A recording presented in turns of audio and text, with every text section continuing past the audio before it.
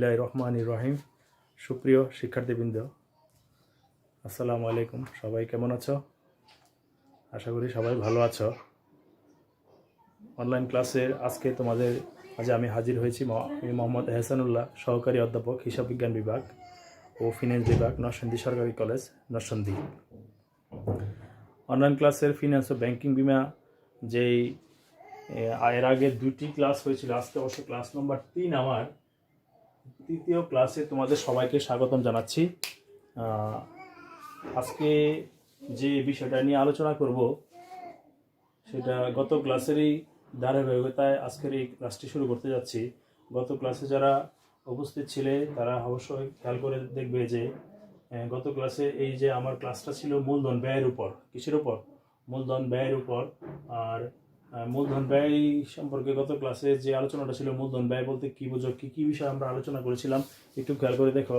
যে মূলধন ব্যয় বলতে কী বোঝে আমরা বুঝি, তারপরে মূলধন ব্যয়ের কিছু শর্ত সমূহ আমরা আলোচনা করেছিলাম, এবং মূলধন ব্যয়ের ওই যে তোমার যে উৎসগুলি ছিল সেই উৎসগুলি নিয়ে আমরা আলোচনা করেছিলাম। 4টা উৎসের কথা বলেছিলাম। দীর্ঘমেয়াদী ঋণপত্রের উৎসের কথা বলেছি, অগ্রাধিকার শেয়ার এর উৎসের কথা বলেছি, এবং সাধারণ শেয়ার উৎসের কথা বলেছি, এবং সমন্বিত মূলধনের উৎসের কথা বলেছি। এই 4টা উৎসের যে ব্যয় হয় সেটা হচ্ছে মূলধন ব্যয়। এই সম্পর্কিত আলোচনা ছিল। এবং গত ক্লাসে যে অঙ্কটা করেছিলাম সেটা ছিল দীর্ঘমেয়াদী ঋণপত্রের যে ব্যয়টা ছিল সেই ব্যয়ের পরিশুদ্ধ না অপরিশুদ্ধ ঋণের ব্যয়ের একটা অঙ্ক করিয়েছিলাম, কর পূর্ববর্তী এবং কর পরবর্তী এই কনসেপ্ট নিয়ে। আজকে যেই বিষয় নিয়ে আলোচনা করব সেটা হচ্ছে দীর্ঘমেয়াদী ঋণপত্রের যে ব্যয় আছে সেই ব্যয়েরই আরেকটা সাব পার্ট, সেটা হচ্ছে পরিশুদ্ধ ঋণের ব্যয়ের যে অঙ্কগুলো আছে সেই ঋণের ব্যয়ের একটা অঙ্ক নিয়ে তোমাদের আলোচনা করবো। তারপরে একটা সৃজনশীল প্রশ্নে যাব। আগে কিভাবে ক্যালকুলেশনগুলি করতে হয় সেই ক্যালকুলেশন এবং কিভাবে অঙ্ক করতে হয় সেই অঙ্কগুলি তোমাদের শেখানোর চেষ্টা করব। পরবর্তীতে আমরা ক্লাসের এই সমাধান করার পর ক্লাসের মধ্যবর্তী সময় আমরা একটা সৃজনশীল প্রশ্ন নিয়ে আলোচনা করব। এখানে এই গত ক্লাসে আমরা পরিশুদ্ধ না অপরিশুদ্ধ ঋণের ব্যয় নিয়ে আলোচনা করেছিলাম। এখানে পরিশুদ্ধ ঋণের একটা অঙ্ক তোমাদের বোর্ডে আছে। দেখো, XYZ যে কোনো মনে একটা কোম্পানি, মনে করো XYZ কোম্পানি এই 100 টাকার মূল্যের ঋণপত্রটি 12% সুদে 90 টাকায় ইস্যু করে, যার মেয়াদকাল হচ্ছে 5 বছর। এখানে দুইটা জিনিস, এখানে 12%, এখানে 100 টাকা, আর এটা হচ্ছে তোমার এই 5 বছর। এই 3টা জিনিস তোমরা খেয়াল করে একটু এখানে ইন্ডিকেট করে দিলাম। এই 3টা বিষয় আমার কাজে লাগবে। বছর কর পূর্ববর্তী ঋণের ব্যয় নির্ণয় করো। এখানে যদি এটা নাও লেখা থাকতো তারপর আমরা ধরে নিব সেটা কর পূর্ববর্তী। এখানে কর পূর্ববর্তী স্পষ্ট করা আছে, করের হার দেওয়া নাই, সুতরাং এটা কর পূর্ববর্তী অঙ্ক। এবং এখানে যার মেয়াদকাল এখানে দেখো 5 বছর দেওয়া আছে, তার মানে এটা থেকে স্পষ্ট হলাম যে এটা আসলে পরিশুদ্ধ। এটা কি? পরিশুদ্ধ। যদি মেয়াদকাল উল্লেখ না থাকতো সেটা থাকতো অপরিশুদ্ধ। গত ক্লাসে সেটা ছিল অপরিশুদ্ধের অঙ্ক। এখানে যেহেতু কর পূর্ববর্তী ঋণের ব্যয় নির্ধারণ করতে বলছে, তো কর পূর্ববর্তী ঋণের ব্যয় যে নির্ধারণ করার যে অঙ্কগুলি আমরা গত ক্লাসে তোমাদের দেখিয়েছিলাম, সেখানে কর পূর্ববর্তী আমরা ইন্ডিকেট করি কে আই দিয়ে। একটু খেয়াল করে দেখো, কে আই দিয়ে কর পূর্ববর্তী লিখবো আর কে ডি দিয়ে লিখবো কর পরবর্তী। খেয়াল রাখবে, গত ক্লাসে আমরা এটা বলছিলাম কে আই অবলিক কে ডি। কে আইটা ইউজ করবো কর পূর্ববর্তী ক্ষেত্রে, আর কে ডিটা ইউজ করবো কস্ট অফ ডেটটা ইউজ করবো কর পরবর্তী ঋণের ব্যয়ের সূত্রের ক্ষেত্রে। এখানে কস্ট অফ যে এখানে কর পূর্ববর্তী যে সূত্রটা এখানে যদি আমরা ইউজ করি তাহলে সূত্রটা হবে interest I plus R B minus N S B divided by N, divide by কি এন, আবার R B plus N S B divided by 2 into হবে তোমার 100, ইন্টু হবে কি 100। এটা হচ্ছে কর পূর্ববর্তী ঋণের ব্যয়ের সূত্র। তো এখানে যদি আমরা কর পূর্ববর্তী ঋণের ব্যয়ের সূত্রের কথা বলেছি, এই অঙ্কের কথা বলেছি, তাহলে এখানে আমরা এই সূত্রটা ব্যবহার করব। এখন এখানে নতুন বিষয় কিছু এনএসবিটা গত ক্লাসে আমরা বলেছিলাম যে এনএসবি বলতে কি বোঝায়, আর এখানে আরবি নতুন একটা কনসেপ্ট আসছে, এন একটা নতুন কনসেপ্ট আসছে। ঠিক আছে, এখানে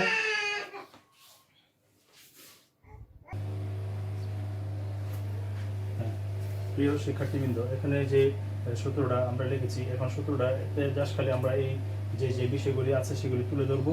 এখানে ইন্টারেস্ট আমরা আগে বের করে নিব। আই সমান কত? আই হচ্ছে এখানে দেখো 100 টাকা মূল্যের ঋণপত্র, তার মানে এখানে 100 ইন্টু 100 টাকাটা তোমার সুদের হার দেওয়া আছে 12%। কত পার্সেন্ট? 12%। 100 টাকার 12% যত আসে 12 টাকা এখানে লিখবো, এখানে 12 টাকা 12, ঠিক আছে। তারপরে রিডেমশন ভ্যালু। এখন দেখো এই সুদের হারটা সবসময় আমরা এই অভিহিত মূল্যের উপরে ব্যয় করব এখানে। আর যে বিষয়টা দেখতে পাবো রিডেমশন ভ্যালু হচ্ছে আরবি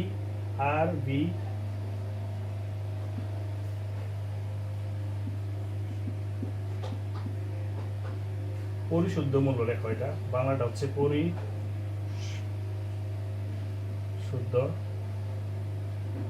মূল্য, ঠিক আছে। আর এনএসবি তো তোমরা গত ক্লাসে দেখেছো যে এনএসবি বলতে কি বোঝায়। এনএসবি মানে হচ্ছে নেট সেল ভ্যালু। তো নেট সেল ভ্যালুটা এখানে কিভাবে বাই করবো দেখো, নেট সেল ভ্যালু।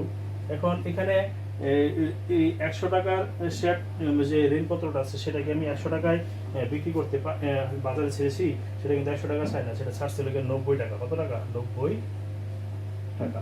অনেক সময় এই 100 টাকার এই শেয়ারটা 90 টাকা ছাড়ি আবার আরো আনুষঙ্গিক কিছু খরচ হয়ে থাকে, সেগুলো আমরা হয়ে থাকে। যেমন উত্তরণ ব্যয়, এখানে বলতে ফ্লোটেশন কস্ট একটা কস্ট আছে, এগুলো পরবর্তী যে অঙ্কটা আছে সেটাতে তোমরা ভালো করে দেখাই দিব।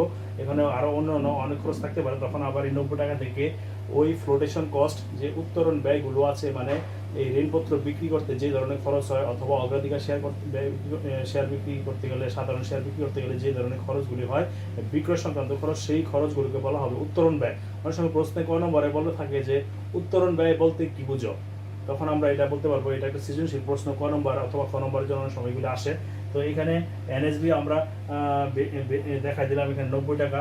সুতরাং এখানে যেটা দেখতে পাচ্ছি যে আমরা সূত্রে সবগুলি পেয়ে ফেলছি। এখন তো সূত্রের মধ্যে জাস্ট খালি এগুলি বসায় দেবো। এখানে আই সমান হচ্ছে 12 টাকা, বসাইলাম 12। এখন রিডেমশন ভ্যালু সূত্রের আমরা রিডেমশন ভ্যালু দেখাইছিলাম কত? সমান 100 টাকা। এখানে কত টাকা হবে? 100। তো এখানে 100।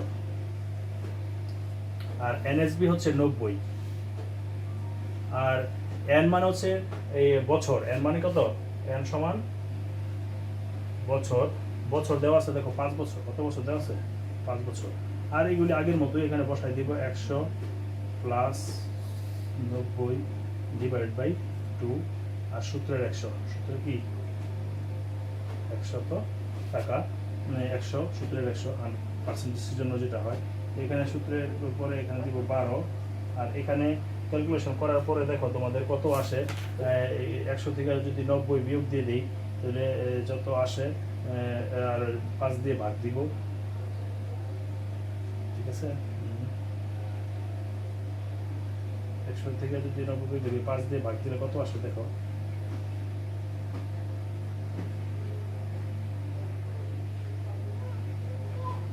ভাঙাই করলাম না, এখানে 100 থেকে 90 বিয়োগ দিলে 5 দিয়ে ভাগ দিলে আসে কত? 90।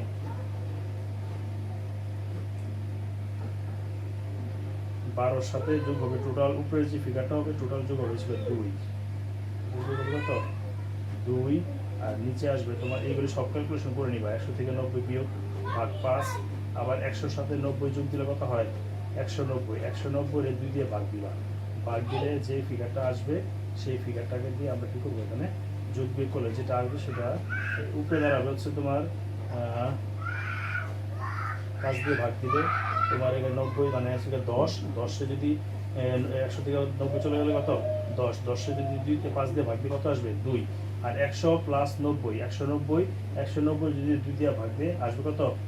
95 ইন্টু কি 100। এখন এই যে 12 আর 2 কত? 14। 14 এর 95 দিয়ে গুণ দিব, আসবে হচ্ছে 14।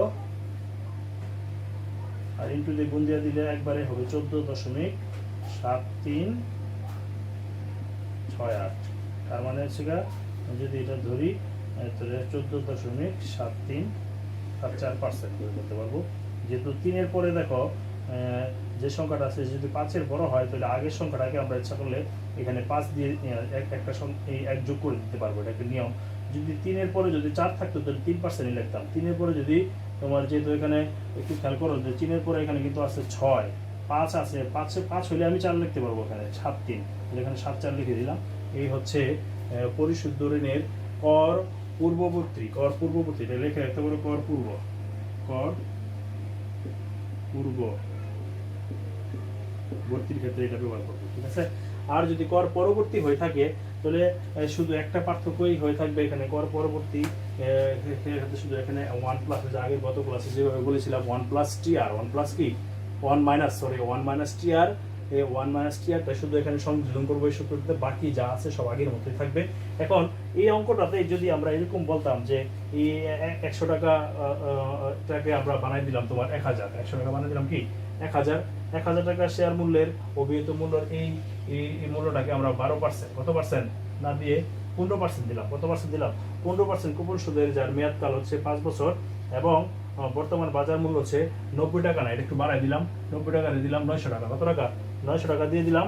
এবং কর্পোরেট করের হার এখানে, যার মেয়াদকাল 5 বছর, কর পূর্ববর্তী করের হার এখানে দিয়ে দিলাম, জাস্ট কর হার 40%, কর হার দিয়ে দিলাম কি 40%।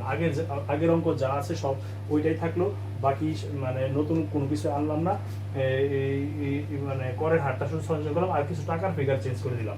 আর সূত্র এটা লেখাই আছে এখানে, যদি এখানে কর পূর্ববর্তী বলছে, এখানে পূর্ববর্তী না বলে যদি বলতাম পরবর্তী, এখানে পূর্বর জায়গায় আমি বলে দিলাম পর, বাকি সব একরকম। কর পরবর্তী ঋণের ব্যয় নির্ণয় করো, তখন আমার সূত্রটা কি আসতো দেখো, এখানে যে সূত্রটা আসবে এই দেখো, এখানে কর পূর্ববর্তী প্রথম চেঞ্জ করবো এটা আই এই জায়গায় লিখবো KD।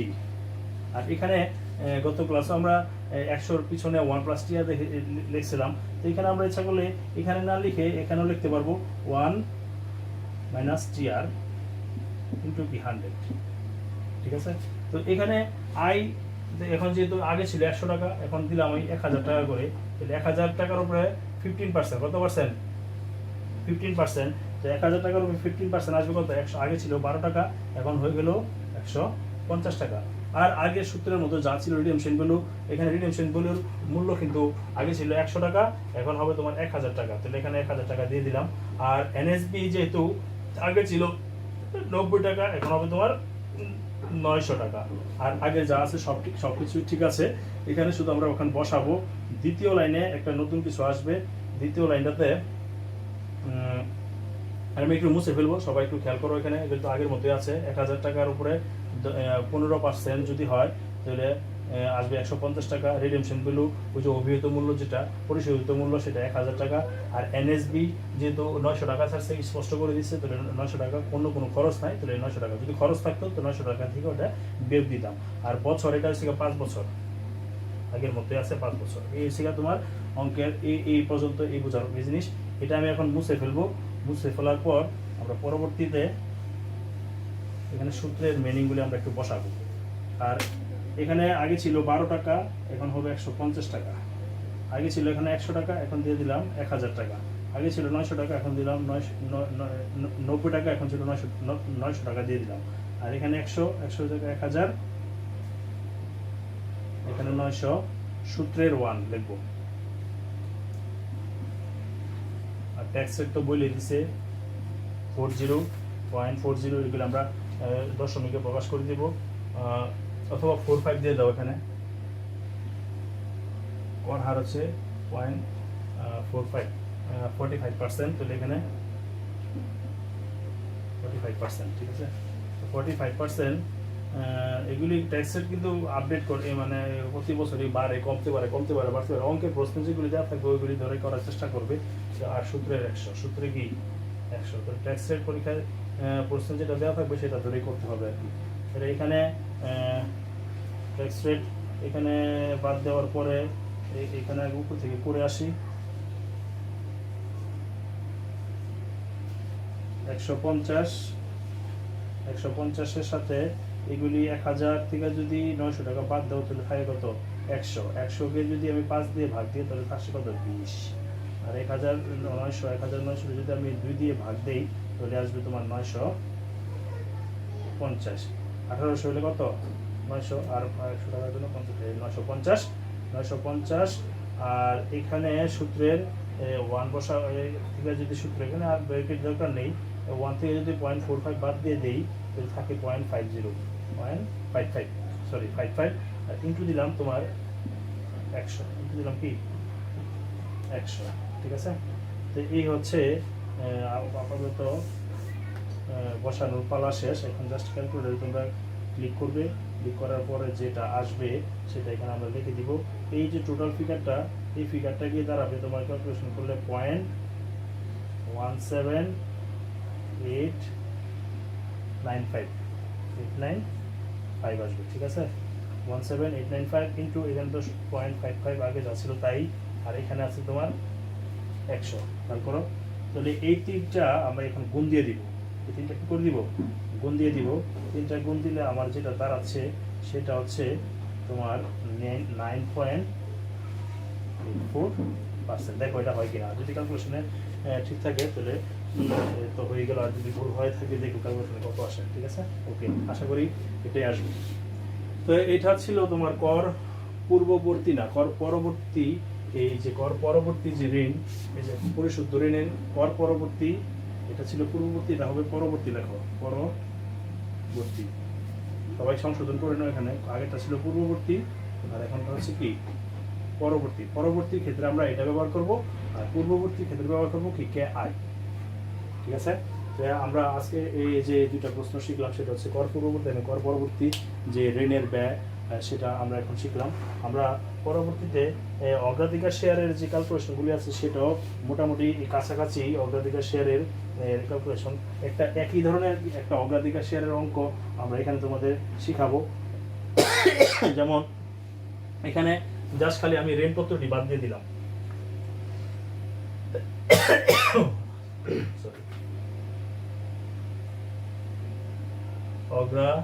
অগ্রাধিকার শেয়ার, অগ্রাধিকার শেয়ার 15%, এটা আগের মধ্যে রাখলাম। 15% সুদে তোমার বিক্রি করলাম অগ্রাধিকার শেয়ার। এই শেয়ারগুলো 10 বছর মেয়াদি। এখানে আছে তোমার যার মেয়াদকাল হচ্ছে 10 বছর। যার মেয়াদকাল কি 10 বছর। উত্তোলন ব্যয় হচ্ছে 10 টাকা। উত্তোলন ব্যয় হচ্ছে 10 টাকা। তাহলে এখানে উত্তোলন ব্যয় নতুন একটা বিষয় আসছে, দেখো মেয়াদকাল সুদে এত টাকা। অগ্রাধিকার শেয়ার মূল্যের 1000 টাকা মূল্যের অগ্রাধিকার শেয়ার 15% সুদে ইস্যু করে। 15% সুদে কি করে? ইস্যু করে, যার মেয়াদ ফল হচ্ছে 10 বছর। এবং এখানে করের কথা থাকবে না, করের কথা বাদ, এখানে করের কথা এখানে আসতেছে না। তো এখানে যেহেতু ঋণপত্রের ক্ষেত্রে শুধু করের সুবিধা পাওয়া যায়, ও সাধারণ শেয়ার এবং অগ্রাধিকার শেয়ারের ক্ষেত্রে আসলে সরাসরি করের জন্য কোনো সুবিধা পাওয়া যাচ্ছে না। এই জন্য এই ধরনের অঙ্কগুলোতে করের কথা থাকে না।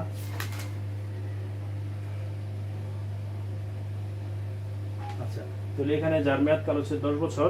আর উত্তোলন ব্যয় একটা নতুন বিষয় বলছিলাম তোমাদের ক্লাসের ফাঁকে। উত্তোলন ব্যয় হচ্ছে 10 টাকা। এখানে হচ্ছে 10 বছর, আর এটা হচ্ছে 10 টাকা, খেয়াল রাখো। আর এই 1000 টাকা তো ইন্ডিকেট করে দিলাম। আর বাকি আগের মতো অঙ্ক আছে। এখানে শুধু আমরা যেটা বাই করবো সেটা হচ্ছে অগ্রাধিকার শেয়ারের ব্যয়। অগ্রাধিকার শেয়ারের ব্যয় নির্ণয় করো।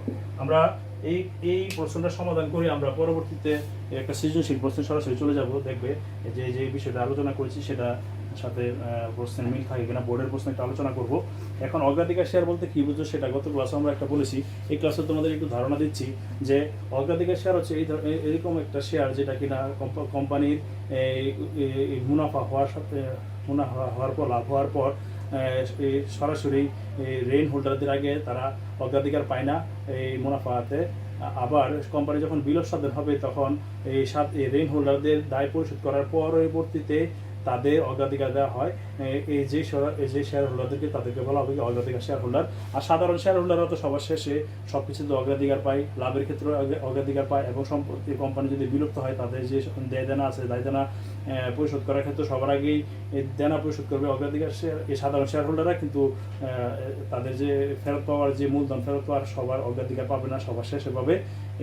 এই হচ্ছে তাদের ভিতরে পার্থক্য। আর এখানে যেহেতু কস্ট অফ এই তোমার অগ্রাধিকার শেয়ার। তো অগ্রাধিকার শেয়ার এখানে সূত্র দেখো ঠিক আগের মধ্যে আছে, আমি জাস্ট তোমাদের এই সূত্রটা দিয়ে কিভাবে করতে হয় সেটা তোমাদের দেখাই দিব। এই সূত্রটা জাস্ট খালি একটু একটু চেঞ্জ করে দিব। এখানে ট্যাক্স রেটটা থাকবে না, এখানে কি থাকবে না, ট্যাক্স রেটটা থাকবে না। আবার এখানে 100 থাকবে আগের মতোই। আর এখানে এখানে ইন্টারেস্টের যে জিনিসটা, এখানে ইন্টারেস্টটা থাকবে না, এখানে দিব পিডি লিখবো, পিডি লেখো, dividend of preference share, dividend of preference share, dividend of preference share. আর cost of I,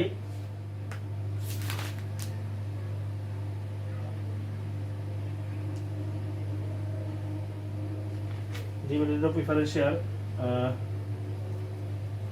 cost of P লিখবো এখানে, কস্ট অফ আই, আয়ের জায়গায় লিখবো কি কস্ট অফ পি। তাহলে এই হচ্ছে সূত্রের, আর কোনো চেঞ্জ নাই এখানে, আগের মতোই আছে। আর এগুলি আমি নতুন করে একটু ক্যালকুলেশন লেখাই দিব আবার নতুন করে। দেখো সূত্রটা দেখো, একটা সূত্র দিয়ে কিন্তু কাছাকাছি সূত্র, শুধু দুইটা জায়গায় আমি চেঞ্জ করেছি। এখানে ট্যাক্স রেটটা ছিল, এটা উঠাই দিয়েছি। এটা কিন্তু যে কর পূর্ববর্তী যে ঋণপত্রের যে সূত্রটা ছিল সেখানে কিন্তু এখানে ট্যাক্স রেটটা ছিল না। আর ওই রকমই শুধু এখানে দুইটা চেঞ্জ আছে, কে আয়ের জায়গায় কে পি, আর পি আয়ের জায়গায় হচ্ছে কি তোমার পিডি, মানে preference dividend of preference share, dividend of কি প্রিফারেন্স শেয়ার। এখন ডিভিডেন্ড অফ অগ্রাধিকার লভ্যাংশ যেটা বলা হয়, যে পিডি মানে হচ্ছে দেখো এখানে পিডি সমান অগ্রাধিকার লভ্যাংশ, এখানে যদি ইংলিশে লিখে DB, DND, dividend of preference, preference share, ঠিক আছে, এটা হচ্ছে ইংরেজিতে। আর এখানে অগ্রাধিকার শেয়ার লভ্যাংশ এখানে কত আছে দেখো তো, বাই করো তো। এখানে টোটাল শেয়ার মূল্য দেওয়া আছে তোমার 1000 টাকা, 1000 টাকার উপরে 15% আসবে। 15% সমান কত আসে দেখো, 100 টাকার উপরে 1000 টাকার 10% হচ্ছে 100 টাকা। আর 150 টাকা আসবে, কত আসবে 150 টাকা। শিক্ষার্থী বন্ধুরা খেয়াল করো ক্যালকুলেশনটা সবাই। তাহলে টোটাল আছে এখানে কত, 1000 টাকার উপরে এই 15% সুদে, এখানে লেখা আছে দেখো 15%, কত পার্সেন্ট, 15%, এই 15% এখানে উঠানোর পরে এটা আসতেছে। তারপরে আসে তোমার আরবি রিডেমশন গুলো, আসলে যেটা দেওয়া আছে সেটাই রিডেমশন গুলো দেওয়া আছে দেখো এখানে 1000, কত হাজার, 1000। আর এখানে নতুন করে একটা ক্যালকুলেশন আছে, net sale value, net sale value সমান হচ্ছে সেল ভ্যালু মাইনাস এফসি। তো এখানে এফসি মানে কি, এফসি মানে এই যে এখানে লিখে দিলাম দেখো, এফসি মানে উত্তরণ ব্যয় বলে, এটা ফ্লোটেশন, এফএল ও ফ্লোটেশন, ফ্লোটেশন কস্ট, হ্যাঁ, মানে উত্তরণ ব্যয়, উত্তরণ ব্যয়। তাহলে সেল ভ্যালু এখানে আসলে নতুন করে না, একটাই মূল্য দেওয়া আছে। তো একটা মূল্য এখানে সেল ভ্যালু কম মূল্যে বিক্রি করি না, সমমূল্যে বিক্রি করছিলাম, কিন্তু এর জন্য কিছু খরচ আছে। গত অঙ্কটা তো ওই 90 টাকা ছিল, 900 টাকা ছিল ওইরকম। এখানে আসলে ওই 900 টাকা না, এখানে 1000 টাকা। এই 1000 টাকা থেকে আমরা বাদ দিয়ে দিব এই ফ্লোটেশন কস্ট। ফ্লোটেশন কস্ট হচ্ছে টোটাল 10 টাকা, দেখো এখানে উল্লেখ করা আছে কত টাকা, এই যে উত্তরণ ব্যয় 10 টাকা। এখন 10% হইতো তাহলে এটার উপরে 10% ধরে নিতাম, যেহেতু সরাসরি টাকাটা উল্লেখ করে দিচ্ছে তো টাকা উল্লেখ করতে হবে। আর যদি বলতো 10%, তাহলে 100 টাকা 10%, তখন আসতো 100 টাকা, তাহলে 900 টাকা হয়তো তোমার নেট সেল ভ্যালু। তাহলে এখানে বাদ দিলে আসে আসলে অ্যাকচুয়ালি তোমার কত আসে, 990 টাকা আসে, 990 টাকা আসে। তো এখানে 990 টাকা হয়ে গেল। তাহলে আমার যে যে বিষয়গুলি আসলে দরকার সেই বিষয়গুলি আমি পেয়ে ফেলছি। কর পূর্ববর্তী এখানে থাকবে না, এখানে এটা শেষ। এখানে যা সূত্রের প্রয়োগ দেখাবো, এখন জাস্ট খালি টাকাগুলি বসাই ফেলবো। এই প্রিফারেন্স ডিভিডেন্ড দেওয়া যেটা বাই করছি, তাহলে এখানে 150 টাকা বাই করছিলাম, বসাইলাম। আরবি ছিল কত দেখো 1000 টাকা, এখানে 1000 টাকা বসাইলাম। সূত্রের মাইনাস এনএসবি আমরা বাই করলাম 990, এখানে বসালাম 990। এখানে আরবি আগের মতোই 1000 প্লাস 990 ডিভাইডেড বাই 2, আর সূত্রের 100, সূত্রে কি 100। এই হচ্ছে এটা, সবাই একটু ভালো করে খেয়াল করো।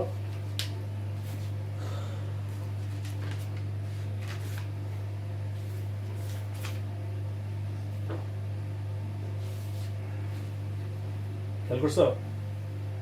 আচ্ছা, এখন আমরা ক্যালকুলেশনে যাই। বাকিগুলি কাজ তো ক্যালকুলেটরের কাজ, আমি বলি উঠানোর কাজ তোমাদের, অঙ্ক করার কাজ ক্যালকুলেটরের। ঠিক আছে? তো এখানে প্রথম তো 150 থাকলো, আর এখানে এন বসায় নাই, এন ছিল সম্ভবত কত বছর, 10 বছর, এখানে 10 বছর, তো এখানে 10 বসাই দিলাম। তো বাকি কাজ ক্যালকুলেটরে আগেও বলছি 1000 থেকে যদি 990 টাকা বাদ দিই তাহলে থাকে কত, 10। তাহলে এখানে আসলে থাকে কত, 1 টাকা, তার মানে 151। আর উপরে যদি 1000 থেকে যদি 990 যোগ দেই আর 2 দিয়ে ভাগ দেই তাহলে আসে, ভাগ দিলে আসে 995। 900 কত, 95, সূত্রের 100। এরপরে 150-এর সাথে যদি 151 995 দিয়ে ভাগ দিবে, আর এই 100 দিয়ে গুণ দিবে, যেটা আসে সেটা হচ্ছে পার্সেন্টেজটা 15.18%, 15.18% লিখে দিবে। এই হচ্ছে পরিশুদ্ধ যে ঋণের যে তোমার, না পরিশুদ্ধ না, সরি, অগ্রাধিকার ঋণের অগ্রাধিকার শেয়ারের যে ব্যয়, সেই ব্যয় ভাগ করার সূত্র এখানে প্রয়োগ করে একটা অঙ্কের মাধ্যমে দেখাইলাম। আমরা পরবর্তীতে একটা সৃজনশীল প্রশ্নে যাব। তোমরা সবাই প্রস্তুত হও সৃজনশীল প্রশ্নের জন্য, ঠিক আছে? প্রিয় শিক্ষার্থীবৃন্দ, একটা সৃজনশীল প্রশ্নে চলে আসছি। তো সৃজনশীল প্রশ্নের যে প্রশ্নটা বোর্ডে উপস্থাপন আছে সেখানে তোমরা খেয়াল করো যে এখানে পুরো প্রশ্নটা একটু ভালো করে খেয়াল করো। আমি একটু সংক্ষিপ্ত আকারে তোলার চেষ্টা করছি, যেহেতু বোর্ডে জায়গা কম, এই জন্য তারপরও যেভাবে লেখলে মোটামুটি তোমরা সবাই বুঝতে পারবে সেভাবে লিখছি। যে কাঞ্চন লিমিটেড কোম্পানি মূলধন বৃদ্ধির লক্ষ্যে, মানে তার যে মূলধন আছে তার মূলধন আরও বাড়ানো সে প্রয়োজন মনে করছে, এই জন্য সে আরও মূলধন বৃদ্ধির লক্ষ্যে 5,000 টাকার 12% অগ্রাধিকার শেয়ার ইস্যু করে, যার বাজার মূল্য হচ্ছে 4,500 টাকা, 4,500 টাকা, এবং বিক্রয় ব্যয় হচ্ছে 250 টাকা। বিক্রয় ব্যয় কত, 250 টাকা। কর হার হচ্ছে 40%, কর হার কত, 40%। মেয়াদ হচ্ছে 5 বছর। তাহলে এখানে যে বিষয়গুলি আমার জানা দরকার সেগুলি এখানে আছে। আচ্ছা, পুরোটা পড়ি দেখি কি করে। অন্যদিকে কোম্পানি 15% ঋণপত্র দেখো এখানে ঋণপত্র ইস্যু করতে পারেন, যার বাজার মূল্য হচ্ছে 4,500 টাকা, এবং লিখিত মূল্য হচ্ছে 5,000 টাকা। লিখিত মূল্য কত, 5,000 টাকাটা 4,500 টাকা আমি ইস্যু করতে পারি, এবং ভাসমান ব্যয় হচ্ছে 200 টাকা। এখানে আগেরটার বিক্রয় ব্যয় লেখা ছিল 250 টাকা, এখানে দেখো আছে ভাসমান ব্যয় কত, তোমার 200 টাকা, আর মেয়াদ কাল হচ্ছে 5 বছর। তো এখানে উত্তরণ ব্যয় ব্যবহার করতে পারে, তারপরে বিক্রয় ব্যয় ব্যবহার করতে পারে, ভাসমান ব্যয় ব্যবহার করতে পারে। সবগুলি আসলে এই বিক্রয় খরচ, এগুলি যেটাই থাকুক সেগুলিতে আমরা ইংরেজিতে বলি ফ্লোটেশন কস্ট। এখানে কি বলি, ফ্লোটেশন কস্ট। এখন ক নম্বর তারা বলছে মূলধন ব্যয় বলতে মূলধন ব্যয় কাকে বলে। এখানে আমরা এর আগে গত ক্লাসেও বলেছি, এই ক্লাসেরও প্রথম দিকে আমরা এটা আলোচনা করছি, আর আজকে আলোচনা করলাম মূলধন ব্যয় কি, এটা তোমরা ক্লাসের প্রথম দিকে পাইছো। এখন সৃজনশীল প্রশ্ন যেটা আছে সেটা এরকম হয়েছে, দেখো তোমরা যে গত ক্লাসে এবং আজকের ক্লাসের যে আলোচনা ছিল ধারাবাহিক, সেটার সাথে এই সৃজনশীল প্রশ্নের অনেকটাই মিল পাবা, সেই রকম করে আমি পড়ানোর চেষ্টা করছি। তো ঋণপত্র ইস্যু করলে কোম্পানি অগ্রাধিকার শেয়ারের তুলনায় কি সুবিধা পায়, এটা ছিল দ্বিতীয় প্রশ্ন। এখন ঋণপত্র ইস্যু করলে কিন্তু তোমার অগ্রাধিকার শেয়ারের থেকে কোম্পানি কি সুবিধা পায় সেটাও আমি তোমাদের ক্লাসের ফাঁকে বলেছিলাম, যে ঋণপত্র ইস্যু করলে কিন্তু আসলে কোম্পানি একটা ট্যাক্স রেটের সুযোগ পায়। কি পায়, কোম্পানি একটা ট্যাক্স রেটের সুযোগ পায়। তো এখানে কোম্পানি যে ট্যাক্স রেটের সুযোগ পাচ্ছে, তাহলে আমি মাইকটা একটু নিচে ছিল, তারপর আমি পুরোটা আবার পড়ার চেষ্টা করি। কাঞ্চন লিমিটেড কোম্পানি মূলধন বৃদ্ধির লক্ষ্যে 5,000 টাকা 12% অগ্রাধিকার শেয়ার ইস্যু করে, যার বাজার মূল্য হচ্ছে 4,500 টাকা, এবং বিক্রয় ব্যয় হচ্ছে 250 টাকা। কর হার হচ্ছে 40%, মেয়াদ হচ্ছে 5 বছর। অন্যদিকে মানে আমি অগ্রাধিকার শেয়ার ইস্যু না করে 15% ঋণপত্র ইস্যু করতে পারেন, যার বাজার মূল্য হচ্ছে 4,800 টাকা, এবং লিখিত মূল্য হচ্ছে 5,000 টাকা, এবং ভাসমান ব্যয় হচ্ছে 200 টাকা। মেয়াদ হচ্ছে 5 বছর। মেয়াদ কত বছর, এখানে 5 বছর। ঠিক আছে, মূলধন ব্যয় কি কাকে বলে এটা বলছি। আর ঋণপত্র ইস্যু করলে কোম্পানি অগ্রাধিকার শেয়ারের তুলনায় কি সুবিধা পায়, অবশ্যই একটা সুবিধা পায়, কারণ ঋণপত্র যারা ইস্যু করে যে কোম্পানিগুলো, সেই কোম্পানিগুলোই করের সুবিধা পায়। কি পায়, করের সুবিধা পায়। আর কারণ ঋণের সুদ করযোগ্য ব্যয়, কিন্তু অগ্রাধিকার শেয়ারের লভ্যাংশ করবারযোগ্য নয়। অগ্রাধিকার শেয়ারের লভ্যাংশ কি করবারযোগ্য নয়। কর সুবিধার কারণে ঋণপত্রের ব্যয় অগ্রাধিকার শেয়ারের ব্যয়ের তুলনায় কম হয়, এবং কোম্পানি গড় মূলধন ব্যয় হ্রাস পায়। এটা আগেও তোমাদের বলেছি, এখন বইয়ের ভাষায় তোমাদের একটু বলে দিলাম। এই হচ্ছে অবস্থা। ক এবং খ প্রশ্ন গেল, কিন্তু গ নম্বর এখানে জায়গা নাই, দেখো আমি তুলতে পারিনি, এখন তুলছি। দেখো গ নম্বরে কি বলে। গ নম্বরে বলতেছে যে এই উদ্দীপকের অগ্রাধিকার শেয়ারের মূলধন ব্যয় নির্ণয় করো। উদ্দীপকের অগ্রাধিকার শেয়ার মূলধন ব্যয় নির্ণয় করো। ঠিক আছে, এটা ছিল গ। আর একটা ঘ নম্বর আছে, এটা পরে বলছি, জায়গা কম, এখন এটা আগে আলোচনাটা শেষ করি।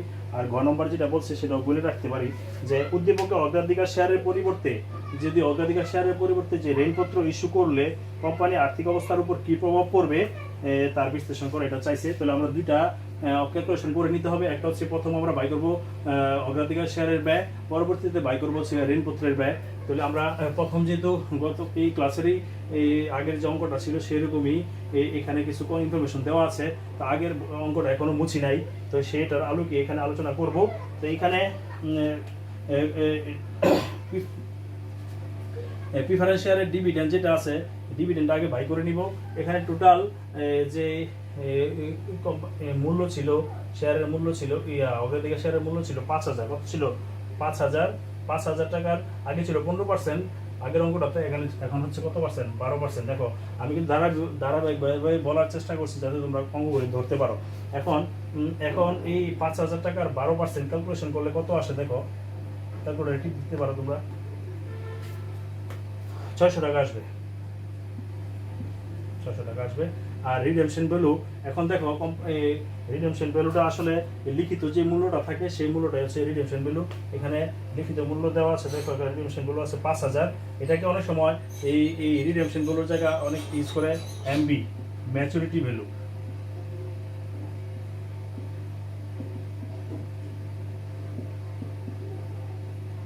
ম্যাচুরিটি ভ্যালু মেয়াদ পূর্তির মূল্য, কি মূল্য? মেয়াদ পূর্তির মূল্য অথবা রিডেমশন ভ্যালু। হ্যাঁ, আচ্ছা, এটাও বলে অনেকে। এখন 600 টাকা তো বাই করে ফেললাম, তো এইখানে রিডেমশন ভ্যালুর আরেক নাম হচ্ছে কি? ম্যাচুরিটি ভ্যালু লিখে দিলাম, ম্যাচুরিটি ভ্যালু এখানে উল্লেখ করে দিলাম। তো এখানে 5,000 টাকার উপরে আমার রিডেমশন ভ্যালু, আর নেট সেল ভ্যালু মানে হচ্ছে ওই যে সেল ভ্যালু মাইনাস কি ফ্লোটেশন কস্ট। এখন দেখো কোম্পানির বাজার মূল্য কিন্তু এখানে দেখো আছে, কোম্পানির মূল্য ছিল, সেখানে অগ্রাধিকার শেয়ারের মূল্য ছিল 5,000 টাকা, কিন্তু আমি কিন্তু বাজারে ইস্যু করছি কিন্তু 5,000 টাকা না, যার বাজার মূল্য হচ্ছে তোমার 4,500 টাকা। তো এখানে এই 4,500 টাকা আমি এখানে তুলবো। প্রথম সেলস ভ্যালু কিন্তু 4,500। এই 4,500 টাকার থেকে আবার কিছু খরচ আছে আমার, ওই খরচ বাদ দিলে হবে মোট নেট বিক্রি মূল্য। কি আসবে? নেট বিক্রয় মূল্য। এখানে এই আমার বিক্রয় ব্যয় আছে, দেখো 250 টাকা এই অঙ্কে, তো 250 টাকা এখানে লিখবো। তো 4,500 টাকা যদি আমার 250 টাকা বাদ দেই, তাহলে আসবে 4,250 টাকা। আসলে এইগুলি মূল কাজ এখানে করে ফেলে, জাস্ট এখানে সূত্র খালি প্রয়োগ করা। প্রথম ক্যালকুলেশন করে বের করে নিব, বের করার সাথে সাথে আমরা এগুলিতে বসায় ফেললে আমাদের অঙ্কটা হয়ে যাবে। সূত্র আগের মধ্যে আছে, দেখো আমি কোনো চেঞ্জ করি নাই, শুধু টাকাগুলি আমি এখানে একটু চেঞ্জ করে দেবো, যেহেতু এখানে নতুন ক্যালকুলেশন আসছে। এখানে 150-এর জায়গায় আসবে কত? 600।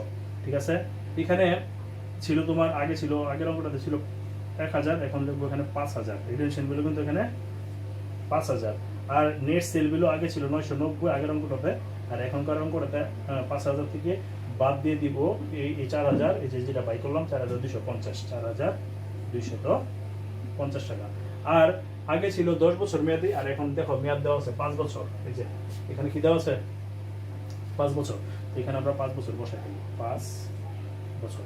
আচ্ছা, আমরা এখানে বসাইলাম, বসানোর পর বাকি এখানেও আমরা চেঞ্জ করে দিব। 1,000-এর জায়গায় বসাবো কত? 5,000।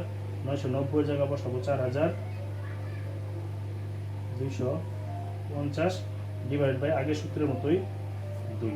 আর এগুলি আমাদের একটু এই ক্যালকুলেশন বসানোর কাজ শেষ। এখন জাস্ট খালি ক্যালকুলেটর টিপ দিব, ক্যালকুলেটর টিপ দিলে যা আসার তাই আসবে, তোমরা জাস্ট খালি এখন তুলে ফেলো। ঠিক আছে, এখানে 600 বোঝার চেষ্টা করো আগে, তারপরে তো এখানে বোঝার চেষ্টা করো। 5,000 থেকে যদি 4,250 টাকা বাদ দিই, তাহলে আসে কত? 600 650, 650 যদি আমি ওই যে 5 দিয়ে ভাগ দিই তাহলে আসবে 150, 150। আর উপরে 5000, উপরের কাজটা শেষ। এখন নিচে দেখো 5000 সাথে যদি আমি 4250 টাকা যোগ দিই যদি দিয়ে ভাগ দিই আসবে 4625 ইন্টু দিব সূত্রের 100। এই তো কাজ শেষ। এরপরে এটার সাথে এটা যোগ দিব 600 আর 150 যোগ দিলে কত 750। 750-এর সাথে 750 যদি 4625 দিয়ে ভাগ দিই ওই ভাগটাকে 100 দিয়ে গুণ দিলে আসবে 16.22, 16.22%, 16.22%। এই হচ্ছে ঘ নম্বর প্রশ্ন। এখানে লিখে লিখতে পারো, এটা হচ্ছে গ। ঠিক আছে, এটা ঘ নম্বর এটা বলছে। আর যেটা 4 নম্বর যেটা বলছে যে যদি উদ্দীপকে যদি যে অগ্রাধিকার শেয়ারের পরিবর্তে অগ্রাধিকার শেয়ার, এখানে আমি একটু চেঞ্জ করে দিচ্ছি ঘ নম্বরের জন্য, এটাকে ঘ নম্বর বানাচ্ছি। দেখো উদ্দীপকে অগ্রাধিকার শেয়ারের পরিবর্তে অগ্রাধিকার শেয়ারের পরিবর্তে ঋণপত্র ইস্যু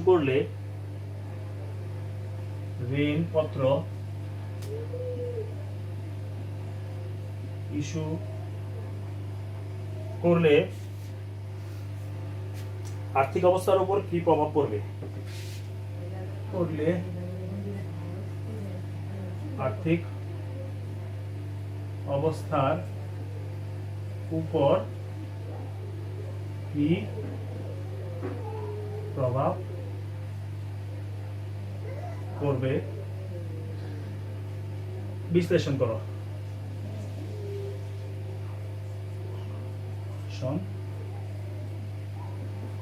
এই হচ্ছে এই 4 নম্বর প্রশ্ন। তো এখানে দুইটার আগে আমরা কস্ট অফ প্রিফারেন্সিয়াল এটা বাই করছি। এখন কস্ট অফ প্রিফারেন্সিয়ালের পরে যদি আমরা ঋণপত্র এটা বাই করতে হয় তাহলে এটা ক্যালকুলেশন করে দেখতে হবে যে এটার পার্সেন্টেজটা কত আসে এবং ওটার পার্সেন্টেজটা কত আসে। তারপর আমরা তুলনা করব। বিশ্লেষণ করতে গেলে আগে দুইটার জিনিসের তুলনা, বিশ্লেষণ মানে হচ্ছে তোমার তুলনা করা। তো তুলনা করতে গেলে তো একটা ইনফরমেশন দিয়ে হবে না, দুইটা ইনফরমেশন লাগবে। তো এখানে দুইটা ইনফরমেশন বাই করতে গেলে আগে ছিল প্রিফারেন্সিয়ালের সূত্র, এখন কস্ট অফ ডেপ্থের সূত্র আমার এখানে বসাইতে হবে। এখানে কস্ট অফ পি এর জায়গায় আমি বসাই দিলাম কস্ট অফ ডেপ্থ। দেখো সূত্র আগের মতোই আছে, কিছু আমি শুধু একটু চেঞ্জ করে দিব।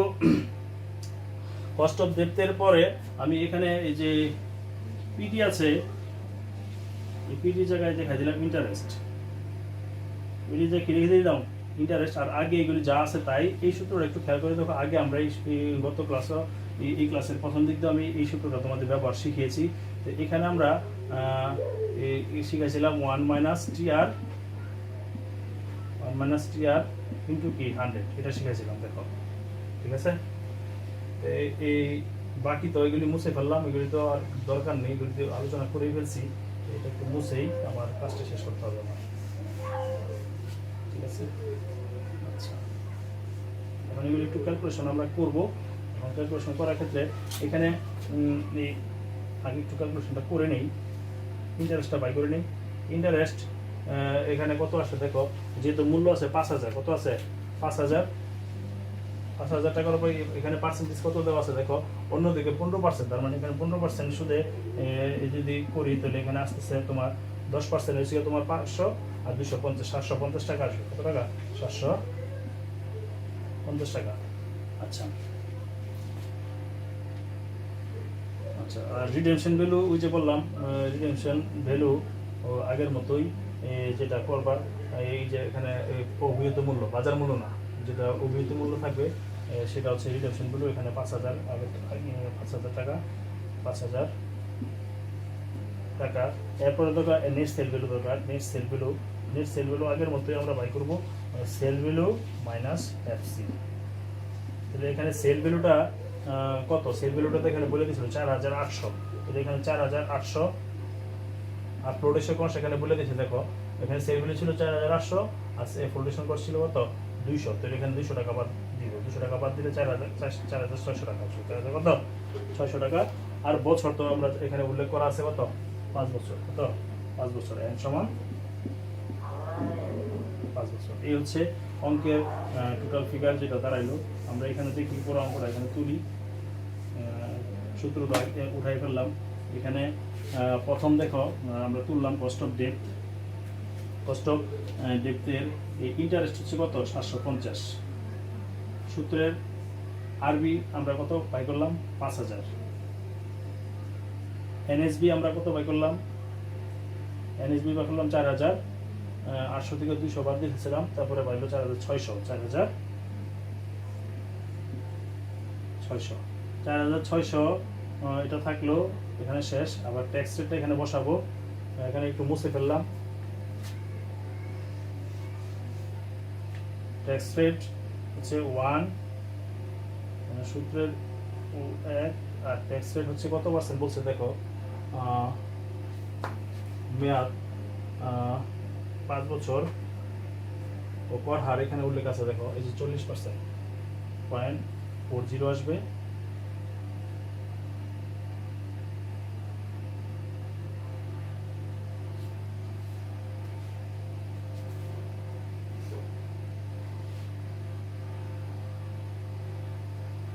এখানে কর হার 40%, মেয়াদ 5 বছর ছিল ওইটা, এখানে কর হারটা দিব নিচে। কর হার হচ্ছে তোমার 40%, ওইটাতে কিন্তু কর হার নাই, ওটাতে আগের অঙ্কের ছিল, ওইটা কর হারটা এখানে রয়ে গেছে, আমি নিচে একটু উল্লেখ করে দিলাম। ঠিক আছে, কর হার এখানে 40%। আচ্ছা উঠাইলাম। ওঠানোর পর এখানে সূত্রের এনের জায়গায় আসবে কত বছর, দেখো এটা কত বছর মেয়াদি ছিল, 5 বছর মেয়াদি, তাহলে এখানে 5 বসাবো। কত বসাবো 5, এটা আগের মতোই বসাই করবো 5000।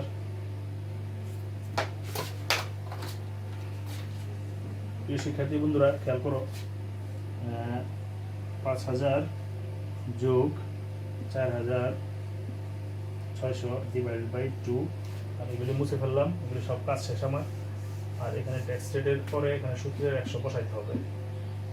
ঠিক আছে, তাহলে এখানে আসে 0.60, আর এখানে হচ্ছে 100। এই হচ্ছে এখানে কাজ শেষ, এখন ক্যালকুলেশনের কাজ বাকি। হ্যাঁ প্রিয় শিক্ষার্থী বন্ধুরা, এখানে এই পরবর্তীতে দেখো 5000 থেকে 4600 টাকা যদি বাদ দিয়ে যদি 5 দিয়ে ভাগ দেই তাহলে আসে 80। এবং এখানে যদি 5000 টাকার সাথে 4600 টাকা যোগ দিয়ে যদি 2 দিয়ে ভাগ দেই তাহলে আসবে হচ্ছে 4800 টাকা। 5000 থেকে 4600 বাদ দিলে আসবে 400। 400 যদি 5 দিয়ে ভাগ দিয়ে আসবে 80। 80-র সাথে 750 যোগ দিব, এবং এই নিচের ক্যালকুলেশনটা হয় 4800 টাকা। 4800 টাকা, এই 4800 টাকা দিয়ে এটাকে ভাগ দিব। এই 750 এবং 880 টাকা, 750 এবং 80 টাকা যোগ দিলে হয় 730 টাকা। এই 730 টাকা এদের ভাগ দিব 4800 টাকা দিয়ে, ইন্টু দিব 0.60। এটা খেয়াল করো, এখানে কিন্তু পয়েন্ট আছে একটা 0.60। এই ট্যাক্স রেটটা বাদ দিছি, 1 থেকে যদি 0.40 বাদ দিয়ে তাহলে 60 ছিল না, ওই 60কে ইন্টু 100 দিয়ে গুণ দিব, তাহলে টোটাল গিয়ে দাঁড়ায় 10.37% ইন্টু 100 দিয়ে গুণ দিব, দিলে আসবে এই ক্যালকুলেশন। প্রিয় শিক্ষার্থী বন্ধুরা, এখানে আমরা দেখতে পাচ্ছি যে এই গত গ নম্বরে আমাদের ব্যয় ছিল তোমার 16.22% ছিল তোমার এই অগ্রাধিকার শেয়ারের ব্যয়, আর এখানে আমাদের ব্যয় গিয়ে দাঁড়ালো 10.37%। তো এখানে কিন্তু আসলে আমাদের ঋণপত্রের ব্যয়ের পরিমাণই কম, সুতরাং এই ঋণপত্রের ব্যয় কম থাকার কারণে এখানে কি সিদ্ধান্ত নিব আমরা, দেখো কাঞ্চন লিমিটেড কোম্পানি অগ্রাধিকার শেয়ারের পরিবর্তে ঋণপত্র ইস্যু করলে কোম্পানির সামগ্রিক মূলধন ব্যয় হ্রাস পাবে। সামগ্রিক মূলধন ব্যয় কী পাবে, হ্রাস পাবে। কারণ কি, ওই যে ট্যাক্স রেট, ট্যাক্স রেটের সুবিধা পাওয়ার কারণে আমার কিন্তু এখানে ব্যয় হতেছে 16.22%, কিন্তু ঋণের ক্ষেত্রে আমার ব্যয় দাঁড়াতেছে আমার কত পার্সেন্ট, 10.37%। যার কারণ মূলধন ব্যয়ের পরিমাণ, ঋণ মূলধনের ব্যয়ের পরিমাণ হচ্ছে 10.37%, এবং অগ্রাধিকার শেয়ারের ব্যয়ের পরিমাণ হচ্ছে 16.22%। কর সুবিধার কারণে ঋণ মূলধনের ব্যয় কম হয়, এবং মূলধন ব্যয় কম হবে প্রতিষ্ঠানের মূল্য এবং সম্পদ তত বৃদ্ধি পাবে, এবং কোম্পানির আর্থিক অবস্থার উপর ইতিবাচক প্রভাব পড়বে। যদি আমার ব্যয় কম হয় সুতরাং সম্পত্তির পরিমাণ বাড়বে, শেয়ারের মূল্য বাড়বে, এবং এই জন্য আমাদের কোম্পানির প্রতি কি মানুষের আস্থা বাড়বে, ইতিবাচক প্রভাব আসবে। এই হচ্ছে আজকের সার্বিক ক্লাস। আগামী ক্লাসে তোমাদের সাথে আরেকটি নতুন অঙ্ক নিয়ে হাজির হব। সেই প্রত্যাশা ব্যক্ত রেখে আজকের মতো এখানেই বিদায় নিচ্ছি। ভালো থেকো, সুস্থ থেকো, সবাই এই অঙ্কগুলি বাসায় চর্চা করার চেষ্টা করবে। পরবর্তী আরেকটা ক্লাসে তোমাদের আমন্ত্রণ জানিয়ে আজকের মতো বিদায় নিচ্ছি। আমি মোহাম্মদ এহসানুল্লাহ, সহকারী অধ্যাপক, হিসাব বিজ্ঞান বিভাগ, নরসিংদী সরকারি কলেজ। আল্লাহ হাফেজ।